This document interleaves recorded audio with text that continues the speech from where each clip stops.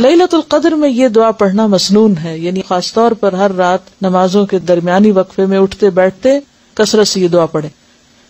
عن عائشہ رضی اللہ عنہا قالت قلت یا رسول اللہ صلی اللہ علیہ وسلم ارأیت ان علمت ای لیلۃ لیلۃ القدر ما اقول فیہا قال قولی اللہم انک عفو تحب العفو فاعف عنی، رواہ الترمذی۔ حضرت عائشہ رضی اللہ عنہا سے روایت ہے، میں نے پوچھا یا رسول اللہ صلی اللہ علیہ وسلم اگر میں شب قدر پالوں تو کون سی دعا پڑھوں؟ نبی اکرم صلی اللہ علیہ وسلم نے فرمایا کہو یا اللہ تو معاف فرمانے والا ہے، معاف کرنا پسند کرتا ہے، لہٰذا مجھے معاف فرما۔ اسے ترمذی نے روایت کیا ہے۔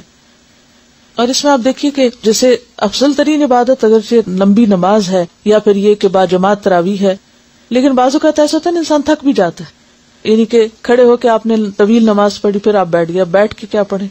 پھر آپ قرآن پڑھنا شروع کر دیں، پھر آپ کھڑے ہو کے نماز پڑھیں، اور جو ناظرہ قرآن ہے وہ نمازوں میں پڑھ لیں، اور بیٹھنے کے وقفے میں ترجمے کے ساتھ دہرا لیں، حق تلاوت ہی کریں۔